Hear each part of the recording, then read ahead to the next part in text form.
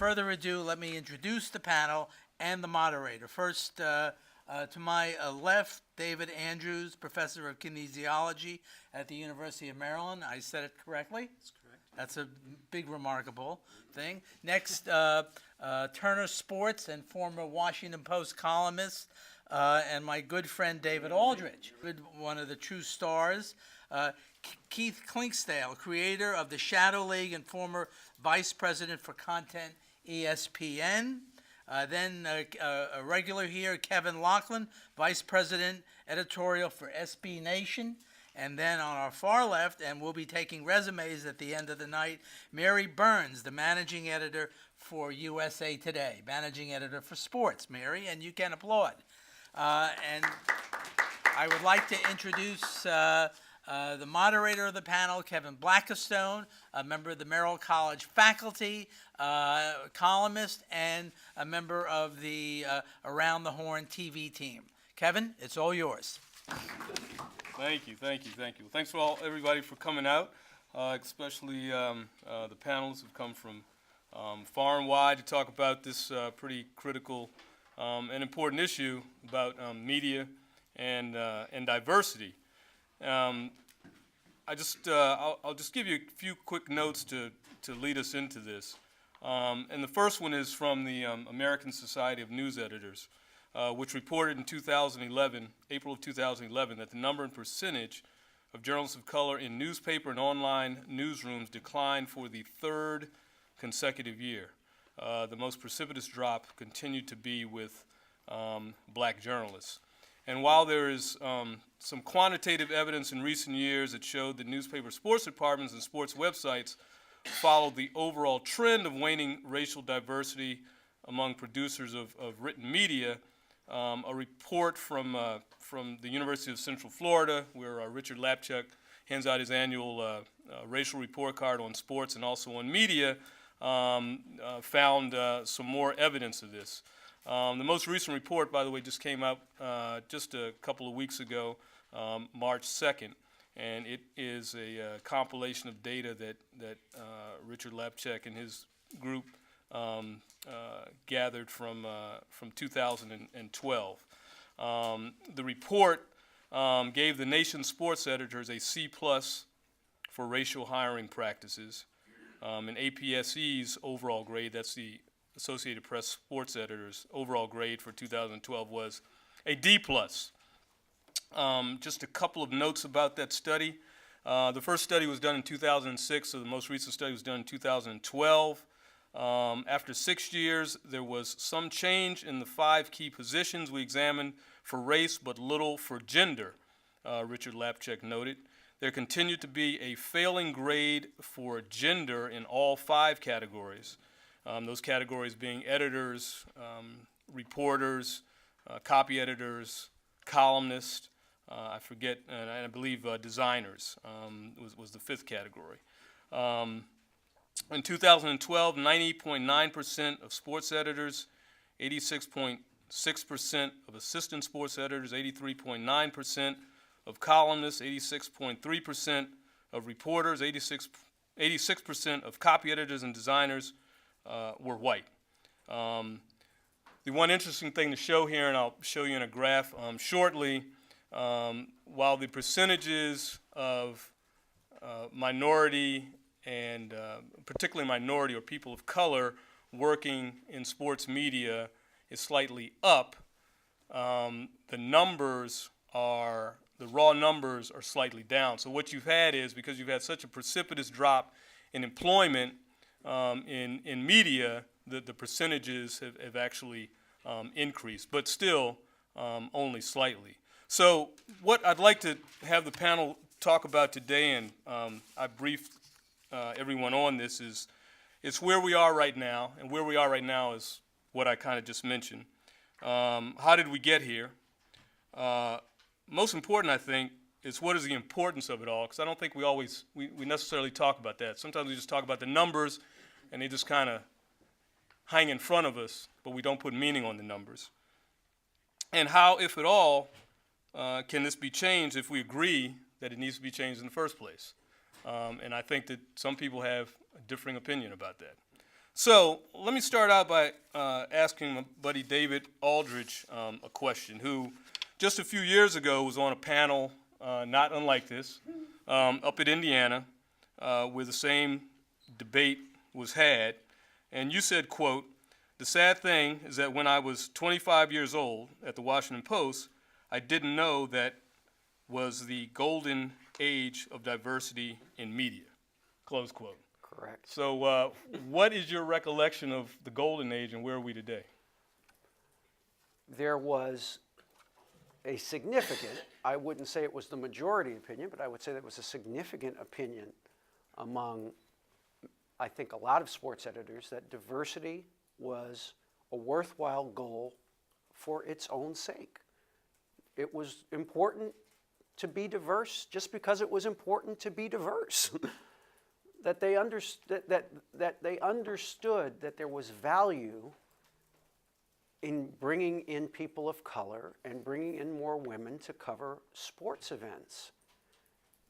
You got to remember, when I started, that's just 13 years after Melissa Ludke basically desegregated baseball's clubhouses for women by basically suing her way and making Major League Baseball observe the rules that, or change its rules so that women could go into the clubhouse. That was 1973, so we're not talking about a great deal of time. So there was still a sensitivity there. And I would say this, you know, if George were here, or if George weren't here, I would say the same thing. Nobody had to tell George Solomon that diversity was a good thing. Okay, he didn't need Richard Lapchick to do a study. He didn't need a report card to come out. It was something that he knew instinctually. It's something that he knew out of his life experience, that it was important that we have diversity in the sports department. Nobody told him he had to hire Sandy Bailey to be his assistant when there were maybe 3 or 4 women sports editors across the country. Nobody said, "George, you have to do it." He just did it. He just did it. He gave Wilbon, he didn't give, Wilbon earned a column, but he gave Wilbon the opportunity to write a column. He gave me an opportunity to cover the Redskins and to cover the Bullets and to cover the Orioles and to do a lot of different things when I was there. You know, he put Christine Brennan on the Redskins when they were going to the Super Bowl. He gave Sally Jenkins a column. Okay, when you don't have that kind of basic sensitivity and understanding of the world and feeling about the world, then I think you're going to have a very difficult time making your newsroom or whatever workplace you have a diverse workplace. You have to have that ingrained in you. And it wasn't just something he did once. It wasn't just something he did for a couple of years. This went on for 15 or 20 years. And it kept repeating itself. It kept recycling itself. He gave Jay Adonde his first shot. Okay? You know, you name the person on ESPN, I guarantee you, a person of color, I guarantee you, somewhere in that DNA is George.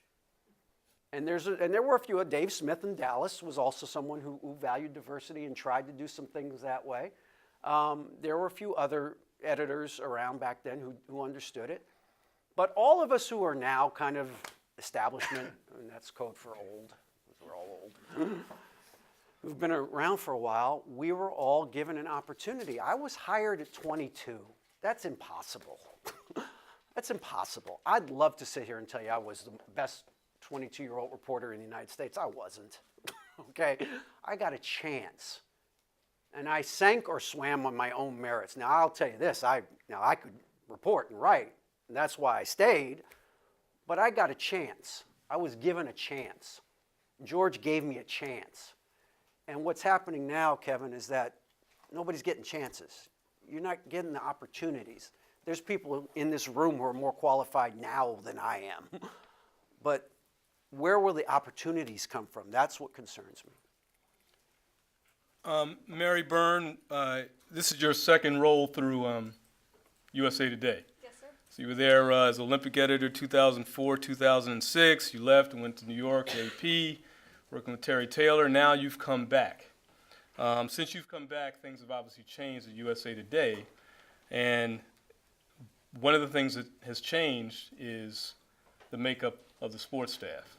Just by chance, this morning I had my good buddy Jared Bell, who's covered NFL for 20 years for USA Today and other publications longer than that, and he was talking to my class about how to use sources, and on the way out we were just chit-chatting, and I mentioned to him that you were coming here tonight and what the topic was, and he said that he is now one of 2 black writers at USA Today on the sports section.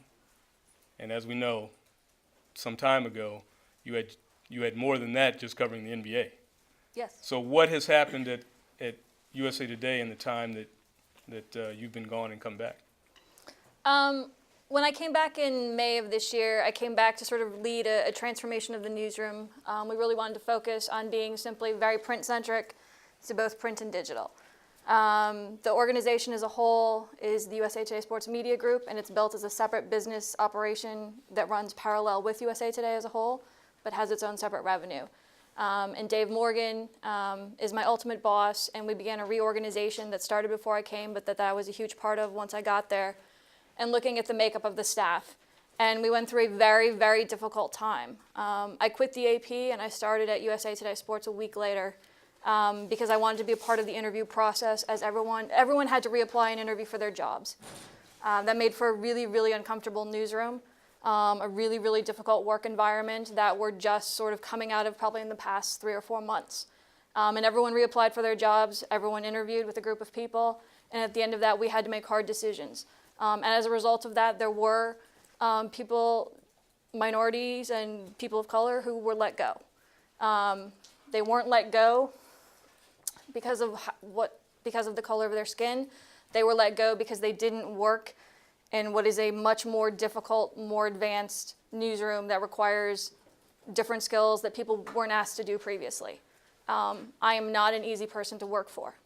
And the things that we're trying to do are to really build up the newsroom to make USA Today Sports a great place to work, and part of that is having a diverse workforce. It is not a good number, it's a horrible number. And Jared Bell and Robert Klemko are the 2 writers, they're both on the NFL beat. And there need to be more people. We need to have better diversity within our newsroom. And it's not just a question of it being the right thing to do, it's not a question of that we should or because we got a D+ on some report card, but if we're not more diverse, it is at our own peril, and we will not survive as an organization because we're going to miss stories. You're not going to get it. An easy example of that, I was watching SportsCenter, part of the NCAA tournament coverage, and somebody had posted, like some player had tweeted something, and they go, "Oh, that's so cray," and all right, and it doesn't sound right coming out of my mouth. And the guy, and I don't even remember who the announcer was, but he's like, "Oh, I think they meant crazy." Like he thought it was a typo.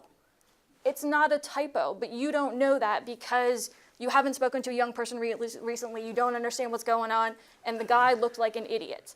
And so diversity to me, and the very first thing I did when I walked in this room and everybody sat down, is I counted the women.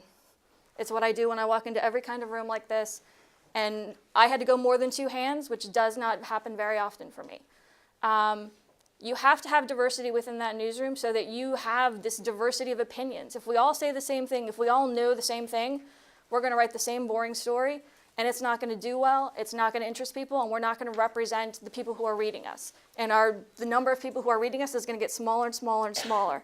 And that's crazy, considering that everybody's got their phone on their desk, and there's a zillion ways for me to reach you right now, and there's a zillion niche opportunities with different products, and if I can't reach you, it's my fault, not yours. And it's because I don't have the right people, it's because I don't have the right diversity. We were looking at pictures of Michael Phelps, and he was posing with a new girl. And so we're looking at that, and so I'm talking to Tim McGarry, one of our social media editors, and we're looking at the woman's face, and I'm like, well, but look at her eyebrows. Like, they're tweezed, and there's like a different arch, and they just looked at me like I was from a different planet. I'm like, I'm sorry, I'm a girl. I can tell that, she's got different eyebrows. But, he's 24, and he's looking at her and thinking, wow, she's hot. And I'm looking at her thinking, no, those are different, that doesn't work. I mean, that's a silly example, but I bring a different perspective to something. No one else in my newsroom goes to cupcakesandcashmere.com and looks at that website. I do. They look at other things. That's okay. That's what we need. If we're all thinking the same thing, if we're all looking at the same thing, we're not going to be effective. So, I'm the first to say that, my newsroom has to get better. And we're committed to doing that. And we have to do it in order to get you to come work for us. It's important if we get the readers. And if we don't, I won't have a job.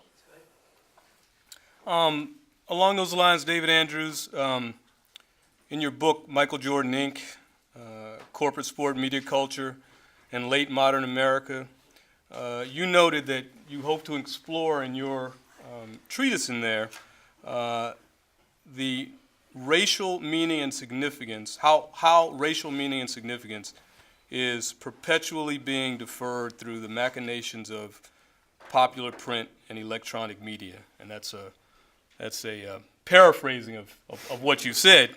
But I suspect that you see some critical importance in who makes up the people who become the messengers and deliver these messages. And so I hope that you could maybe shed some light on how important all of this talk about diversity is in terms of the images that are projected to the public and how we ingest them. Sure. I should explain that tortuous book, as it is, derived from my PhD thesis a long time ago. I arrived in America on the 12th of August, 1987, in Chicago, and I went down to Champaign, Illinois. And in that summer, it seemed that Illinois was obsessed with Andre Dawson. Was that his name? The Hawk? Yeah, they loved Andre Dawson and they loved Michael Jordan. And my undergraduate training had all been about how racist America was. So I'm going, come on, what's going on here? There's a nation, or a certain region of the nation, obsessed with these two high-profile African Americans. So I thought I'd come to the promised land of racial harmony. And then I realized that what was being presented to the American public, or to the Midwest public, was a very sanitized view and representation of these two black figures. And so it helped me understand, I guess, if you look at how Michael Jordan was projected in a modified racial format that was, I would say, more amenable to Middle American, i.e. white sensibilities.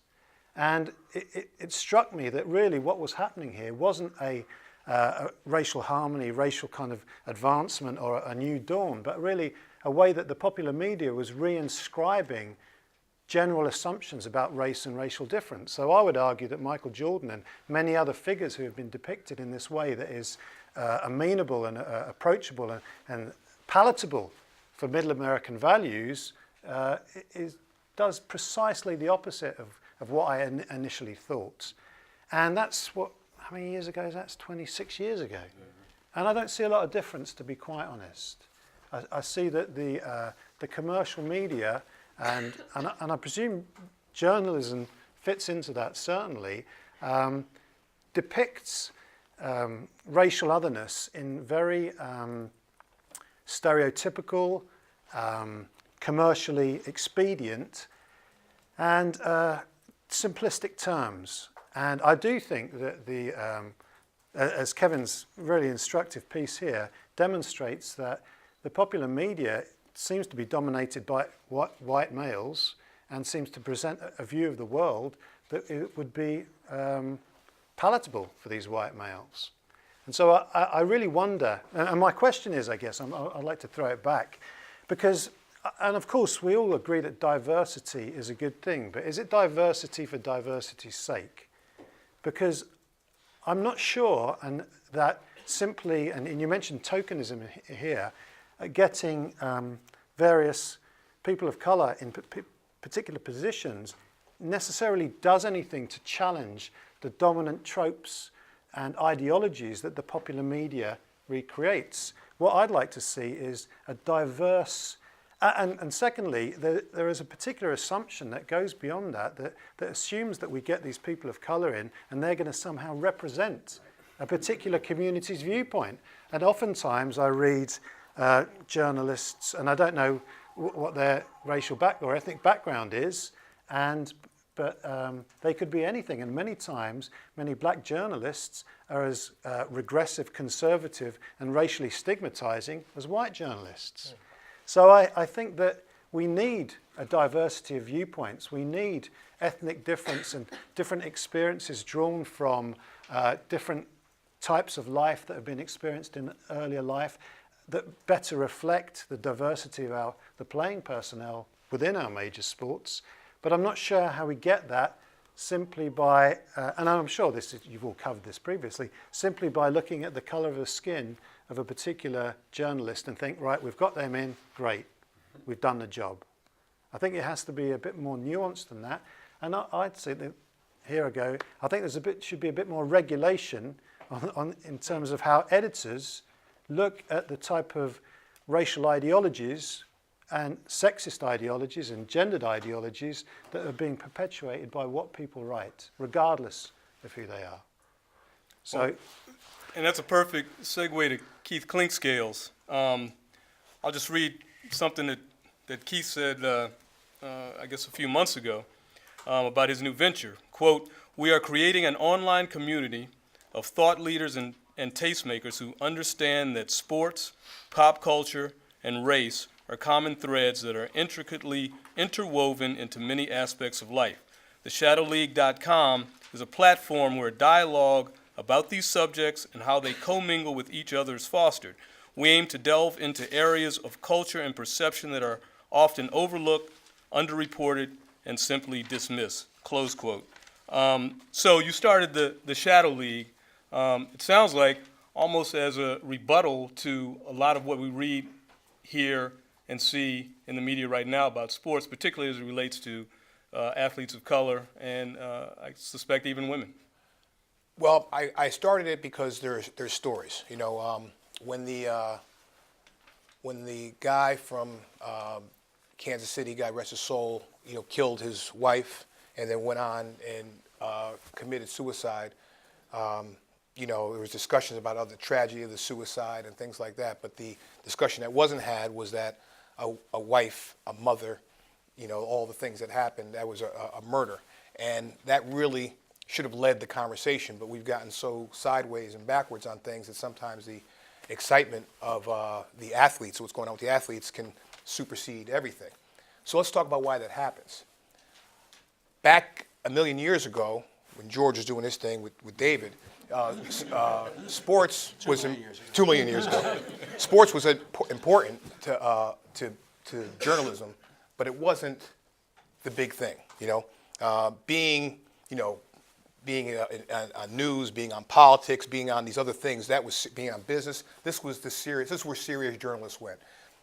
People who were, you know, whatever, you know, they went to sports, you know, and sports writers were around, but they weren't paid the same kind of way, and different things happened. 2008 comes along, and digital media comes along, print media is eviscerated, and the world that changes drastically. And at that time, you also had quietly in the background the rise of cable television. So channels like ESPN were able to go ahead and do things like get NFL rights, you know, and get different things like that. The NFL this year did somewhere between $9 and $10 billion of revenue this year.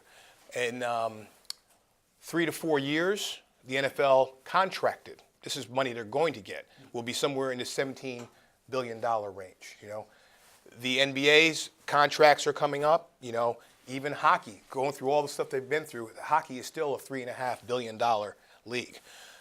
This money has changed everything. So now, journalism is measured. Journalism used to be measured on awards and you know, Pulitzers and things like that, and that was the pride of what was happening in newsroom pride. Editors could make decisions. They could say, you know what, I know this might not get a lot of people happy, but that's okay because this is a great story, you know. Today, the game is measured on ratings and on clicks, unique visitors or how long they stay on the site or whatever it is. So with that being the new measuring stick, editors are under real pressure. Now, editors have seen their comrades wheeled out of the office, and the way they're not wheeled out is if you continue to do good work. What is good work? What gets the most ratings? What gets the most clicks? Now, diversity is a wonderful thing. Sounds great. Love it, But at the end of the day, you don't eat that, You only eat the ratings or the clicks. So if folks can't get you that, no matter who they are, the opportunity to take a chance on a 22-year-old that may, minority or a woman that might be able to do you some good, that chance has gotten smaller and smaller. Also, the other thing you got to keep in mind, working in sports is a wonderful job. I mean, it's like the best job going. I mean, working at ESPN was just like, you like stealing, You are, seriously, you get paid to watch games, you get paid to go to games, you go to fantastic events, you don't have to worry about the vicissitudes of the day. You're focusing on sports, and it's really exciting. So everybody should want. I can't even imagine why anybody would want a job in anything else. I really can't, because it's so cool. So now people are starting to realize that, and furthermore, this is where these are safe positions. When's the last time you heard sports department got laid off? In general, when you look at where people are putting money, where's Fox putting money now? They're putting money on Fox Sports 1. Where is NBC putting money now? They're expanding their network. You have a number of internet operations, Bleacher Report, SB Nation. You have Gawker doing different things. Al Jazeera. Al Jazeera's hiring people. Yeah. So they want to be a player in sports. No problem. So the thing about the challenge with diversity is that we always look at the wrong end of the gun. We always look at the,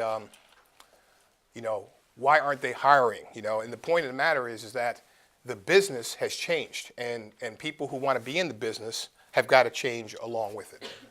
So there is an argument out there that I think Keith alluded to, that the organic nature of an entrepreneurial foundation of the internet may make the argument for diversity, or may dilute the argument for diversity, and basically say that if you have a good idea, then you can make it on the internet.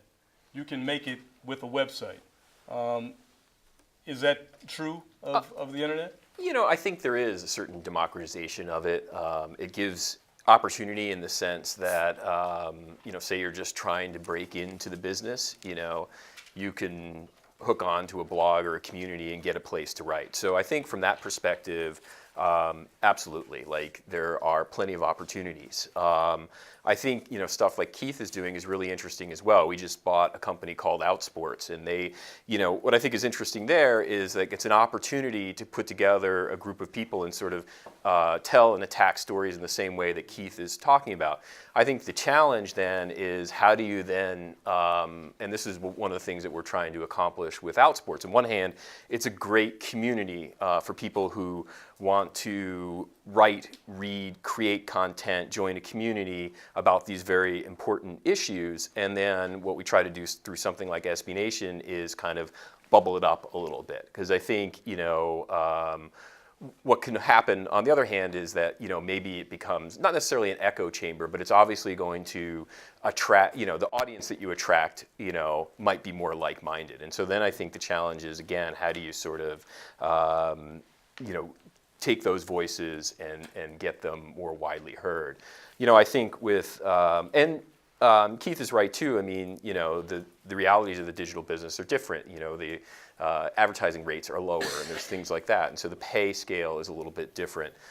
So there are opportunities, but going back to Fan House, and it's a process. I mean, I think David was right as well. I mean, with Fan House, it took a number of years for us to sort of build that staff, but I think it's a commitment. And for us, there was also, and I feel the same way about kind of where we're headed with SB Nation, is that it's a commitment, and then you have to sort of, it does take time.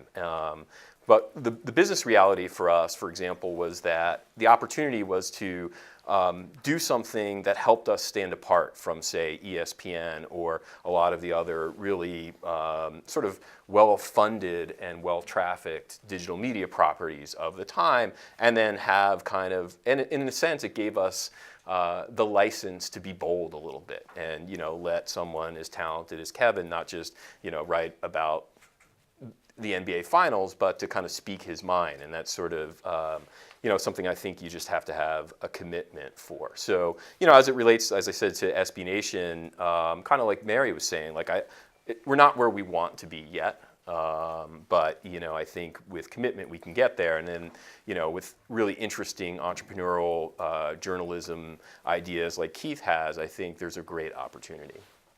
Well, who in this new media world is kind of representing some of that old thought about any importance in diversity? Who is out there to do that? I mean, Keith, you started up the Shadow League. ESPN has I shouldn't say ghettoized women with ESPNW, but has created a site for women's sports. Right.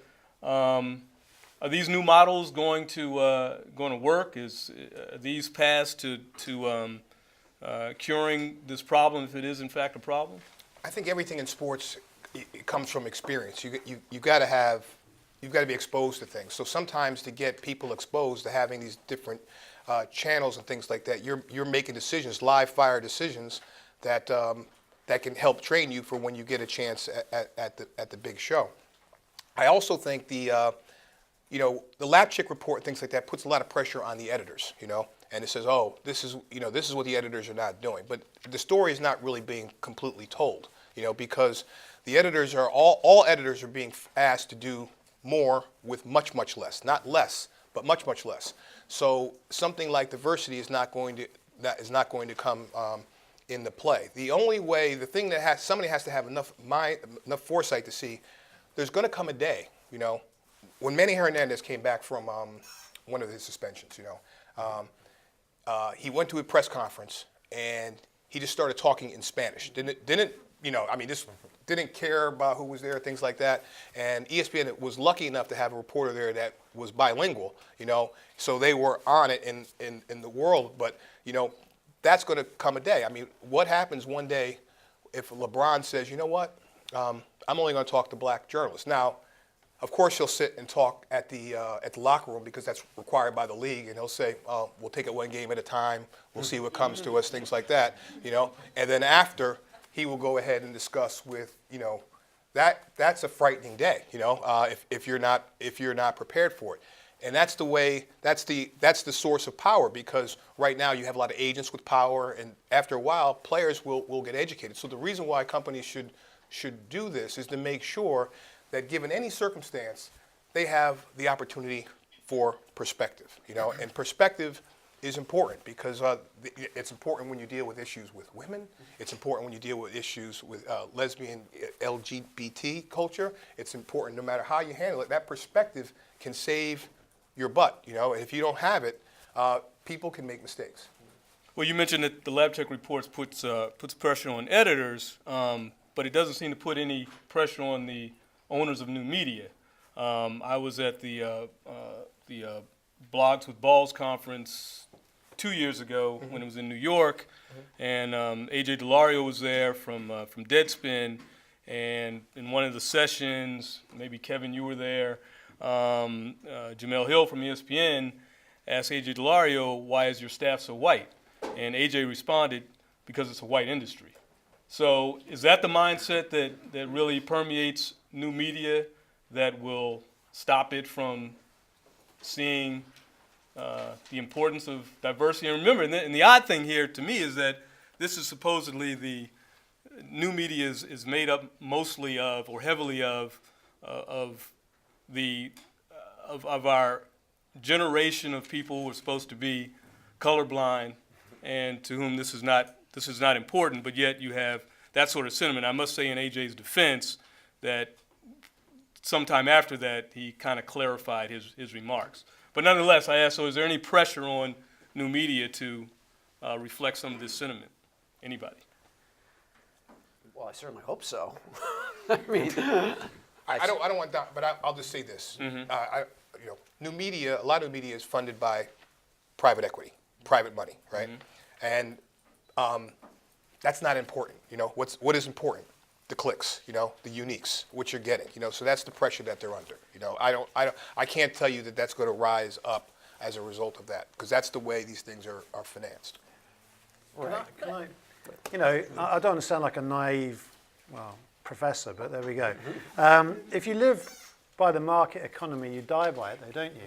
And if clicks are what matter, then you're just going to be reproducing the same type of, I'm not saying drivel, but standardized form of reporting that is supposed to appeal to what you consider the values of the mainstream audience are. So that's never going to change until we get to a position, maybe 2050, where white Americans are the statistical minority. Then, we'll start thinking differently, perhaps. Sure. So it's going to be a long time, if that's the way we go, before diversity is going to have any effect anyway. it's always, but that's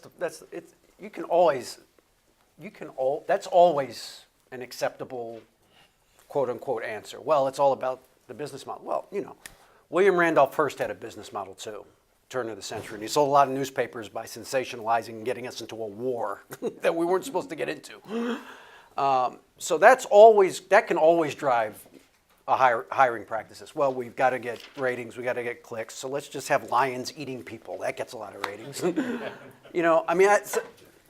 I'm not trying to trivialize that, because I understand. Look, I have done nothing in my life but work for big media corporations. I know that ratings are important in television. I work in television. I get that. I understand that. I just think that can't always be the driving force behind how you run a company. What are our ratings, or what are our uniques, or what's our circulation? At some point, it's got to be, are we covering what we're supposed to be covering the right way? Like you mentioned the ESPNW. Kate Fagan is a writer at ESPNW. She just wrote a great piece on Brittany Griner. Not a good piece, a great piece on Brittany Griner. I could not have written that piece. And I'm a good writer, but I couldn't have written that piece as well as she wrote it. And the fact that she has a forum to write it in, and was given an opportunity to write it, and Kate's probably, I don't think I'm telling any tales out of school, she's probably in her late 20s, maybe 30. For her to get a chance to write that piece, that's what diversity brings you. It brings you somebody who was an athlete at a major university, played basketball, and is a woman, and who can write a piece about another woman basketball player that I could not write. But did it run on ESPN.com? I have no idea. I saw it on ESPNW. That's where I saw it. Did. Now that's a decision the ESPN made. Maybe I don't work there anymore, so I can't speak for them. But at least it was out there because somebody hired her and gave her an opportunity to write that piece. That's why I think diversity is important. Because if you just have 45 white guys and 2 black guys in your newsroom, you're not going to write that piece on Brittany Griner the way it should be written. And that was the best piece that could be written on that subject of her and her sexuality or lack of sexuality, and she knocked it out of the park. And that's why you need people who think differently, who look differently, who believe different things in your newsroom. Mary, you want to follow up on that? I thought it was a fantastic piece. I absolutely agree, and I think Kate's a great writer. Personally, I regret that it didn't make the top 10 headlines on ESPN.com. And I'm going to put myself right there among the guilty parties. You go look at USA Today Sports tomorrow. There's 2 columns for women's basketball, and there's 2 pages for men's. So just as guilty. But if I had Kate's piece, I would have made it my cover story. I think, and if you asked anybody who knows me, they would laugh if I'm suddenly going to say this Pollyanna thing because I'm Ms. Pessimism. But I think there are great opportunities, and I think there are chances for people in the business now I have a weird situation personally in my newsroom in that I have a bunch of really established, really great journalists, and then I also have a group of like 24-year-olds. And we honestly, at the NFL, I have to have conversations with them that I sort of question, like, I can't believe I'm having this conversation. But okay, we're going to have it so that I don't, because it's so easy to tweet, it's so easy to post something, and so we need to have the conversation that this is acceptable, this isn't, here's what we do, here's what we don't. And so there are opportunities. I have people who are paid really well, and I have people who are paid at a very entry-level salary, so I can take a chance. And I work in the most mainstream of places, USA Today, it's beyond mainstream. But I came back because I used to stand in the back of the room with Oscar Dixon, who I stole away to go to AP with me. He used to be the NBA editor at USA Today, and we'd sit in the back of the room and make snarky little comments and talk about staging a coup. And I came back to stage the coup, but legally. Because we need to change things. And you can't, if you don't have Kate Fagan, you don't get that story. If you don't have Keith and you don't have his website, you don't get those stories. And when I was looking at it today and I saw the story about the 5 blackest programs, I was looking at that and I'm like, why didn't we do that photo gallery? But then I also wonder, if I put that in my hero spot on my website, I think there's a different reaction to it than if he does it. And so those are the kinds of things that like sort of we talk about. And I don't know if anybody saw in Deadspin today, the Marshall Henderson story. Which kind of goes to what you were talking about in your piece as well. We did a story in Marshall Henderson back in January. He plays for Ole Miss. Very outspoken. I don't know what you want to call him. But you know, we were the ones. There was a little splash for us in January where we got the court records, and he had violated. He did 25 days in jail in spring as part of a forgery counterfeit money charge back in 2010. He violated his probation 8 different ways, including testing positive for cocaine, marijuana, and something else. And we wrote about that in January, but then March comes and he blows up. And then Deadspin Today had the story, you know, but what if he were black? And would it have been the same coverage, which I thought had not been covered. Question Yep. for Mary. You do the hiring, and there are a number of diverse people here, you know, of color and women. How do you get a job nowadays? You better work your ass off. Yeah, but how do you get a job? You have to be able to show me that you've done it in some sense. Because I think with all of the opportunities with various blogs, et cetera, I think it's a lot easier to get some clips, to have some here, look at what I did, than it might have been when there were fewer opportunities in more traditional media. So I think it's easier to sort of say, look, here's what I did. I think you have to be really aggressive. I think you need to be really careful about what's on your Facebook page and what you're tweeting, because I'm going to go look at it. And trust me, if I don't like what I see, and I sort of have this rule about editors we're hiring. APSC, it's a big convention in the summer. Everybody goes. There's a hospitality room. Everybody drinks. We're journalists. That's what we do. That's the stereotype. But it is what we do. And people who can't hold their liquor in that room, I don't hire. It's really simple. It's a really horrible thing to say, but if you're there and you're representing me, why would I ever hire you? Same thing goes to the Twitter feed, to the Facebook. I'm looking at it, and if you're posting it now, there's no reason you're going to post it then. But to more of like the journalism aspect, what gets you hired is that you're curious, that you've put yourself out there, that you make it impossible for me to forget you. We just hired somebody. It's not going to be announced for another week. I met her at a job fair at the APSC Awesome Convention a year ago. And I saw probably 15, 20 people. I remembered her. She kept in touch with me over the past year. We exchanged emails back and forth. She posted something from the Alabama weight room about a sign, "This is your fat making you sweat." And now I've just outed her if anyone goes looks at that. And so I sent her a note saying, "Hey, you're a social media star today. Congratulations." And she happened to be in DC. We had a conversation, and 2 weeks later, she had a job. So it's putting yourself out there. It's the basic old school, getting somebody's contact, being a pest, making sure they know who you are. And I will also, having interviewed a large number of 24-year-olds in the past couple of months, no offense, but you don't know everything. And when you tell me on the phone that, when I say, what are some areas you're looking for improvement? What are you really hoping to do? Like, what does a newsroom environment bring for you? And you say, oh, really, I feel pretty good in all my areas. Click. And that's not to say that you're not a wonderful talent. That's not to say that you're not going to be a great reporter or a great writer. But, I mean, my list of things that I need to improve on is really, really long. You got to have a couple. And I think to be able to take advantage of the opportunity of working in a newsroom and having a chance to work with a whole lot of different people, some of whom are experts in social media, some who are experts in investigative reporting. You know, if you get to go work with Brent Schrotenboer, one of my investigative reporters, that's going to be a really good day for you, and you're going to learn a lot from him or Rachel George. Recognize and do your homework. Know what was in the paper that day, know what was in the site, know a couple of the reporters, like basic, pretend like you care to get in the door. Kevin, is that kind of your approach to hiring? Yeah, largely, and I would agree with Mary as well. Like, the medium affords the opportunity to write or to create. You know, one area that we didn't talk about at all that that we've been working a lot in lately, and it's fascinating to me, is YouTube, for example. And so maybe, that's more of your thing. I mean, think multimedia. There's lots of great opportunities. It's a great place to build sort of a brand and a following.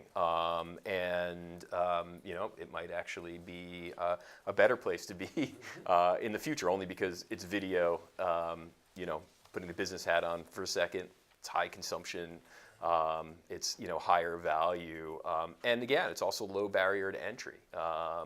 So I agree kind of with everything Mary said. I do think use the fact that the medium affords this opportunity to get out there and write and we're looking for the same things. And especially, I think in our place, yes, we want to know that you understand how to use social media, both as kind of a discovery tool, as a way to distribute, to kind of create your own brand.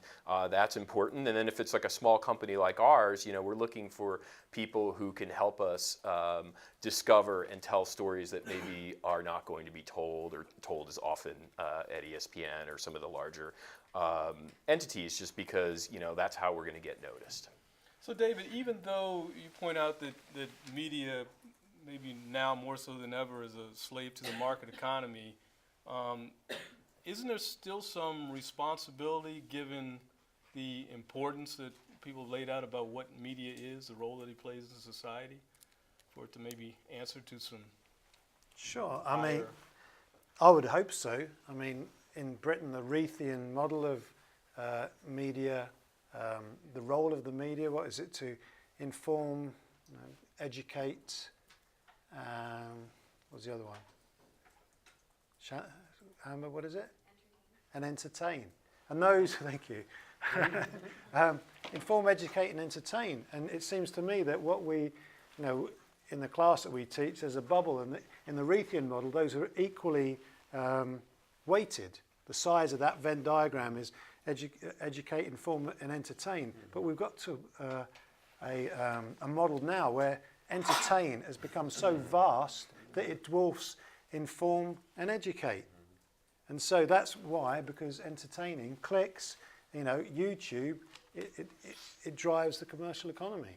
That's what drives it, the entertainment value. And I'd like to think that we could have some way of intervening into that. But what I'm asking you to do is to halt the juggernaut of contemporary capitalism. And I'm not sure how you can do that, other than, I suppose I should ask you guys, because you're living in... I don't think you can if you want a job. Most of these media companies are corporations, and when you're in a corporation, you are accountable to shareholders. And the difficult part about that challenge is that when you try to get to the greater goal of media, that can sometimes be difficult. As these new rules come up, you're getting many more enlightened editors and people who are making editorial decisions to go ahead and still fight the old way and fight within the new rules. But they're learning these rules as they come, because they've watched their colleagues go through different things. I think from a standpoint of getting a job, understanding it, is just that we have to understand as journalists that the game is changing. That does not mean that you have to give up your integrity in terms of what you're covering and things like that, but you've got to think differently about how things are done. And you have to be technologically ridiculous. The main thing that makes younger people attractive is that they are so nice with all the, not just the devices, but everything. PowerPoint, everything. Twitter, Vine, the newest stuff. You better know it. You can make a list on Facebook. You can do this. You have to know it backwards and forwards, because the people that are experienced journalists, they'll always have that on you. But what you have that is completely indefensible is that technology game. You know, that is your point of entry. That's the way to change things. That is the way to change things. And you know the audience better than anyone. You are the audience. Exactly. When I was interviewing someone, he was telling me about how he creates a story and how I think and how he thinks, two different worlds. He's telling me how he had said that he had a bunch of posts that he thought really resonated. And I said, well, what was the commonality? Like, what did you finally figure out? And he said, well, I finally realized that he pulled all of the images, all of the media together, whether it was the video and the photos, the GIF, whatever. He pulled all of that together, made visual sense of that, and then added words. That's not how I would ever approach writing a story, but that's how he did. We hired him. It's a different way of doing it. And I think, sort of to the point, we have to do both. You know, and I was looking at the website and I was like, oh God, please tell me it's not the hero with the bikini gallery. But Florida Gulf Coast University, Andy Enfield, his wife, she's a former Maxim model. If you go to USA Today Sports, there is a gallery with bikini shots. Yesterday, as part of my job, I sat with our college sports producer, looked at photos from Corbis Images, and I said, yes, no, yes, no. I had a conversation with him about, that looks like an S&M photo, we're not using it. And then I said, aren't you so happy you're having this conversation with your boss right now? No, but that's it. We went through the photos. And so we have the photo gallery. If you want to see her as a Maxim model, there it is. I also have, 17 photos about the campus, and John Saraceno went down for 2 days of that. We have to do both. To Keith's point of, you have to have clicks.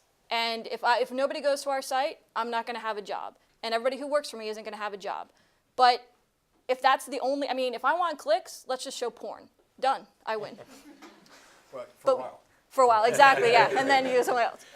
But we can do both. And that's my goal, at least, is to do both, is to be able to have Rachel George expose a loophole in the NCAA, and if you want to adopt a kid, you're good to go, to write that story, and you could get the bikini gallery here too. I need to be able to give both to you. If I don't give you both, I'm losing out. And if we don't have the diversity of thought and of ideas of people, then I'm not reaching the audience, because it's not that it's a white industry. Who's in the industry doesn't matter. It's who's in the audience, and the audience is not white. David, you had a thought? So there was a question. We will in just a second. I thought you Sure. had Well, it seems to me that you're painting a rather depressive picture of an industry that many people here want to get involved in.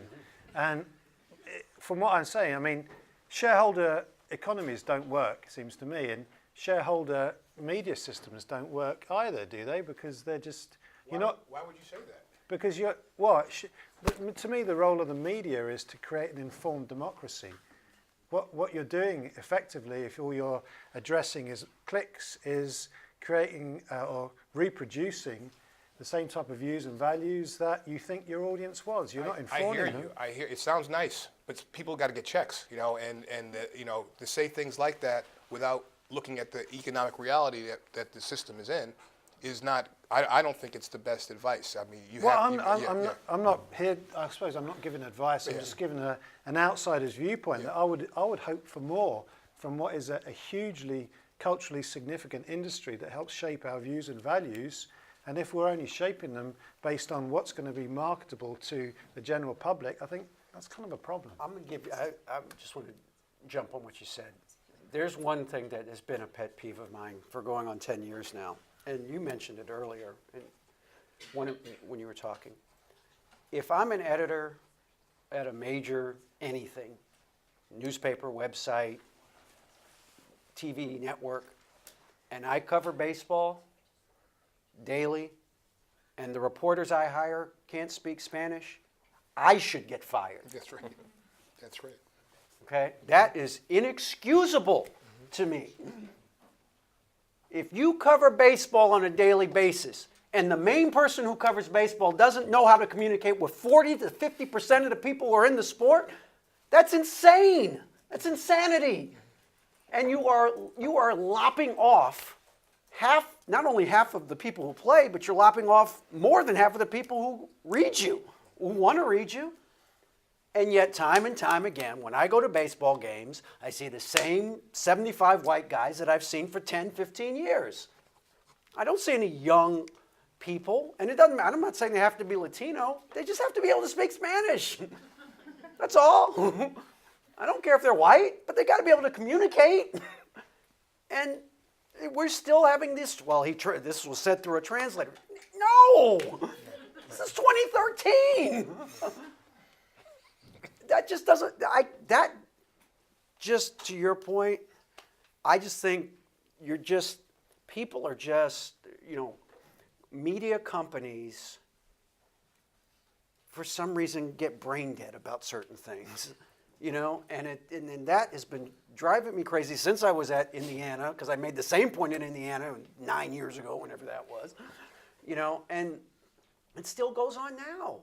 And I just think that's a small example, kind of, you're missing so many stories if you can't communicate, if you can't have a conversation with people that you're supposed to be covering, and you can't talk to them. The most basic thing that we do is interact with the people we're supposed to be covering, and they can't do it, and that just drives me insane.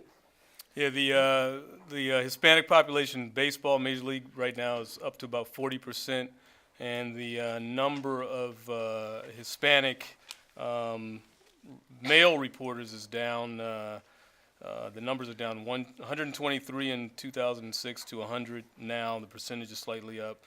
Hispanic women, not the only Hispanics can speak Spanish, is also down, also percentage-wise. At this point, let me just open it up to some questions from the audience, and I think we're going to have microphones on both sides. Ms. McNutt, you had a question? When it comes to diversifying an audience and writing things that deal with these issues, is there a point where you have to become concerned with if you have an axe to grind and it comes across that way, or are you targeting a certain type of audience that's going to turn to your website or to whatever you're producing because they expect that from you?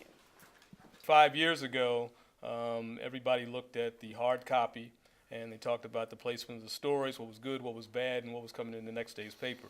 Last year, they barely looked at the paper. Instead, they looked at the website, and the first person they turned to talk to in the meeting was Mike Foss, who's how old? Mike Foss is maybe 25. So he was 24 last year, and Mike Foss does the analytics and metrics, and basically he pointed out what people are reading, what people aren't reading, and as a result of his overnight study, USA Today then made a decision as to what was going to stay on the page and what was not going to stay on the page or be moved deeper inside. So back to Keith's point about clicks and your point about what economics do to media. Another question? Regarding newsroom cuts, particularly in sports departments, why is it that so often these cuts disproportionately affect people of color? Why is it that when you do have these baseball writers who've been around 10 or 15 years, they're still there, but at USA Today, most of the journalists of color in the sports desk got the heave-ho?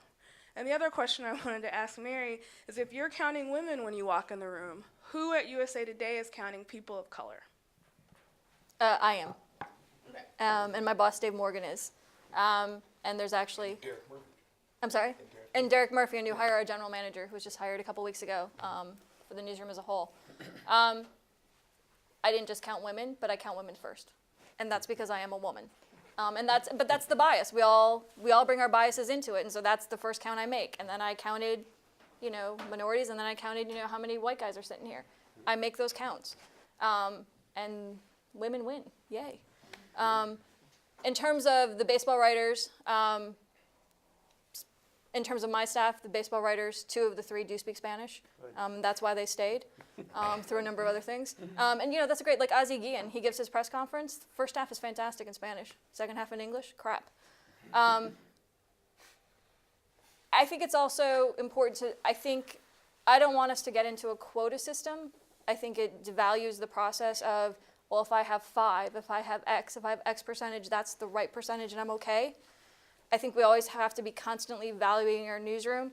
And Keith made the great point, if LeBron decides that he's only going to talk to black journalists. Well, but we make those decisions every day about who we're going to send to do a story, and it has to do with Royce White, for example, an NBA player who's had difficulty, mental health issues, been an advocate for it. He hates one of my NBA writers. He's okay with my other one. We burned him out on the first guy. We sent the other guy at him. I had the luxury of having multiple people. Kate Fagan got the great story about Brittany Griner and talking about the sexuality because Kate Fagan is a former basketball player. She's gay, and she comes to that from a different perspective. I have to have people who come at it from different perspectives based on race, based on gender, based on religion, based on where they were raised. Chuck Culpepper, who works for Sports on Earth, a joint venture with us, wrote a tremendous column about gay marriage. As someone who's gay, dealing with the Ravens, Emma Dejo has been really, really advocating for that. And Chuck had such a personal reaction to sort of his advocacy within that locker room and how vocal he's been. And Chuck, wrote this wonderful column going and saying to him, and just said thank you to him because it makes such a difference, especially in a locker room that can be a difficult environment. And Chuck brings a different perspective to things. So I'm always going to count because we have to measure things, and we're always going to measure things. But I also have to look at it in the broader picture of if I don't have someone who speaks Spanish, when Ozzie Guillen gives a press conference, I miss the story. When I don't have Kate Fagan, I miss the Brittany Griner story. And I think that's a way, in terms of what you're talking about, it being taught, the easiest way to train someone in terms of diversity and why it matters to you is because you will be unsuccessful if you don't have it. And that's apparent to us every single day. I was just wondering, because I'm a big soccer fan, football, and there's a lot of racist incidents in European soccer. Right. And I was just wondering, perspective-wise, all you guys can answer this too, American, the black athlete in America versus the black athlete in Europe, if there's a big difference or what your guys' thoughts are on that.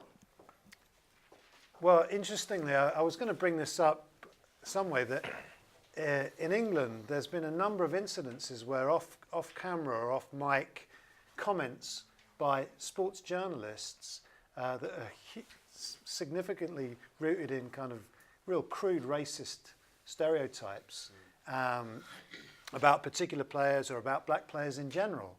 And I've often thought that America and Britain are very similar. And it's happened 3 or 4 times in the last 5 years in Britain, but it hasn't seemed to.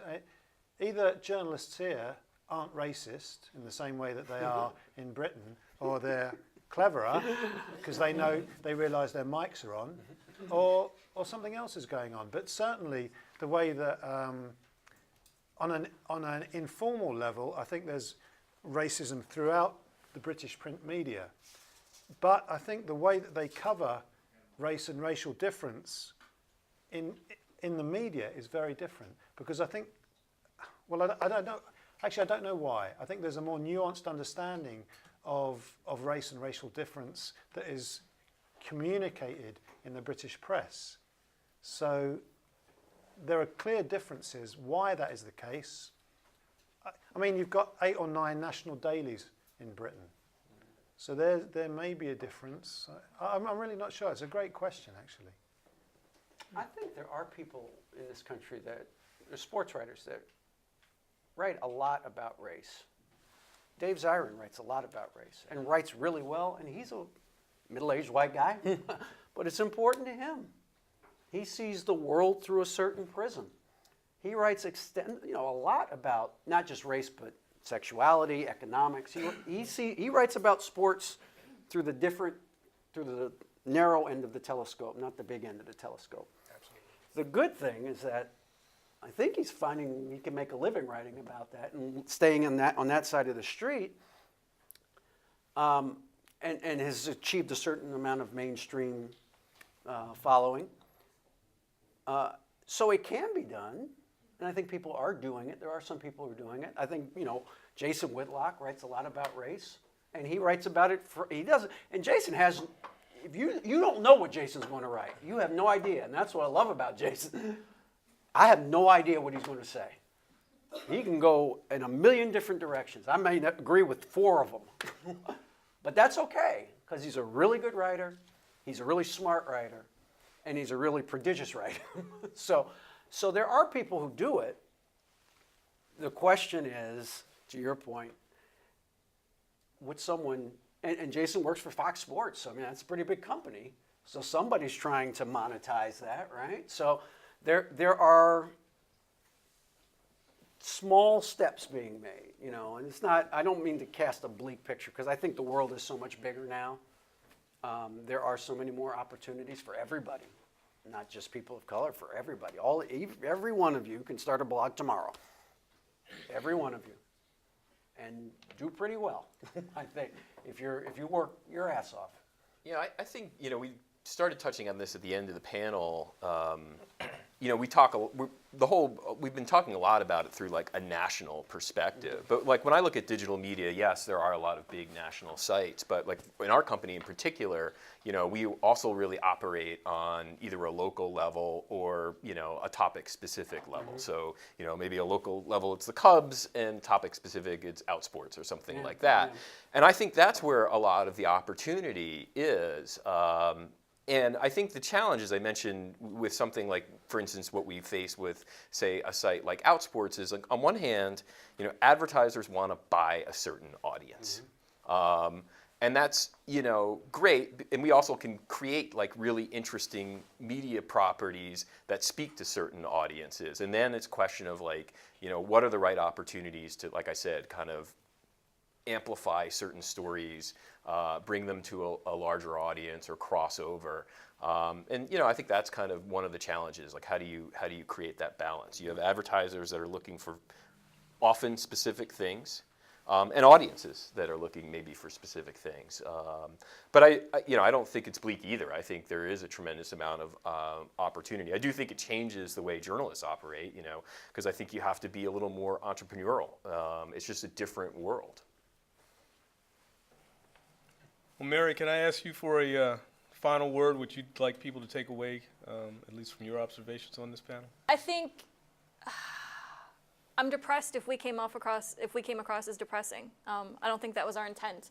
I'm really fortunate to have the job I have. It's a dream job. And I think everybody on this panel and everybody who's in the business, it's a crazy business, and you work your ass off every single day. And the only reason you do it is because you love it. You know, my phone is in my purse, and it's the longest I've been separated from it, probably in about 3 weeks. You know, I'm not Brian Cashman. I don't answer it in the shower, but that's about it.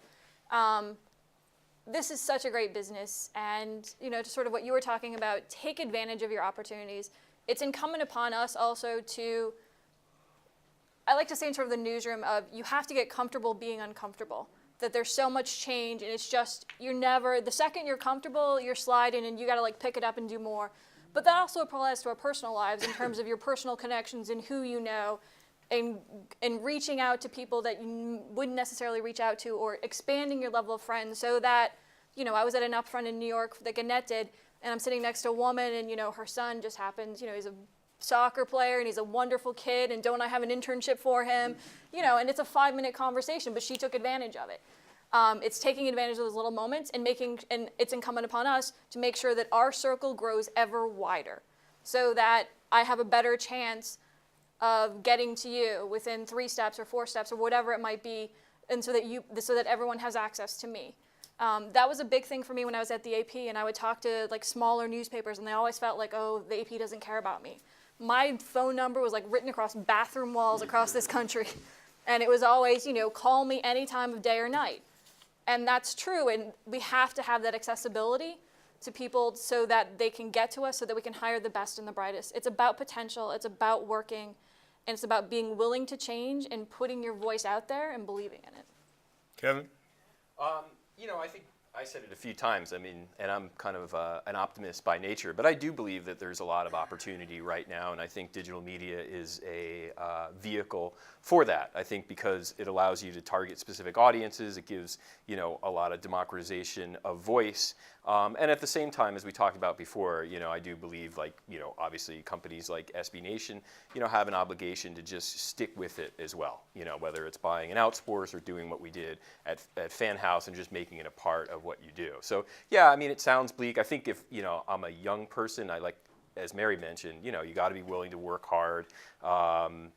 You know, digital media probably pays even less. You got to be willing to do that. But you know, if you have an entrepreneurial spirit and you're willing to learn new things, you know, you can break through probably in ways that maybe you couldn't before. You might be able to break through faster. Keith? I would echo what Mary and Kevin said. I would say that I can't stress how great jobs in sports are. I mean, like, it's worth the climb that you have to have. There's more points of entry than there were before, and despite all the challenges of diversity and things like that, there are still more opportunities, and you have to fight for them a little bit harder.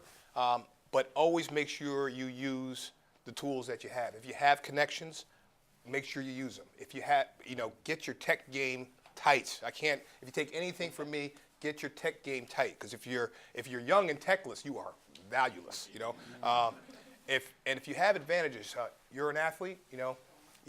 Athletes, the people who are former athletes in lacrosse and soccer and swimming, it didn't matter. They played on a college team. They have an advantage because they know what it's like to be under the lights and perform. And that's the reality of sports. Anybody can perform, on the backyard games. How do you perform when the money's on the line? And that's what makes it happen. So please take from this that there's plenty of opportunity, but you got to hustle. And the hustle game is even harder than it was before. DA? I think all of you have so much potential, and that's what I'm encouraged by. And I hope you're encouraged by it too. See, there's so many new entry points, as they mentioned before. And I want you back there, yes, you, I want you to make it your life's work to keep bugging her. Because no, I'm serious too, because that's how everybody gets better. That's how all of us get better, is when we're challenged. When our worldview is challenged, when everything that we think about the world is challenged on a daily basis. Why do you think that? What are you doing to change it? That's how we get better. And so but the good thing is that you don't have to wait for an internship to open up at the Washington Post to have an entry point now. You have a point of view of the world, and that point of view has some value to it. Now the question is, can you make it something, again, that can be monetized? That's where they come in. That's when they're going to take a look at what you're doing. But in the interim, you're creating a brand, you're creating your own voice, you're learning how to produce content. That's going to get you hired. Now, I can't tell you who, where, how much, but it will get you hired. If you put the effort into creating that voice and that brand through all of the different tools that are available to you now, somebody will notice that. They will notice the frequency, and they will notice the intelligence, and they will notice the passion. And that's what's going to get you hired. That's what, if you want to have a career in sports, and you may have a career in sports that never involves mainstream media, quote unquote. Lots of people who never touch the mainstream media anymore, and they do pretty well, Now, you may have to tend bar for a while. That's okay. I worked 3 jobs in college. I know my work ethic isn't any better than yours, I'm sure. But that's what you do what you have to do, right? So I'm a positive person generally. Professor Andrews? Yeah. Well, the way I view journalism is, it seems to me that you've got a responsibility as journalists and future journalists, because then you can potentially shape the views and values of the nation. And I think that's perhaps even more true of sports journalists, because you don't think you're shaping views and values when you actually are. So that's an obligation I think that people should take very seriously. And so when you do get a job, you look upon it as an opportunity to do that and take it very seriously. And you don't just worry about clicks. You worry about the views and values that you as an individual bring to your job and to that whole process. But on the other hand, for us as consumers, I think we've got an obligation as well. And I think there's an opportunity in the media environment as it is now, that if I don't like what Christine Brennan writes, and generally speaking I do, you know, I can Twitter, I hate Brennan or something. She's a sexist, even though she's a woman / or whatever. You know, I can influence, and I hope that the powers that be, those that control the media, actually look at us as consumers and see what is trending, you know, in terms of positive and negative attitudes towards those that produce the media for us. So we can almost, there's a sense of accountability to us, the consumer, that we can have now. And I think we should take that role seriously in shaping the type of media that we want to consume, rather than just sitting there and taking it. Thank you very much. Well, a big hand and a thank you to all our panelists, and I'm sure they'll stay for a few minutes and talk to anyone who wants to talk. But I really and truly want to thank you all. And the Povich Center has an obligation to do and talk about issues such as we did tonight, and we'll continue to do that. And thank you very much for coming.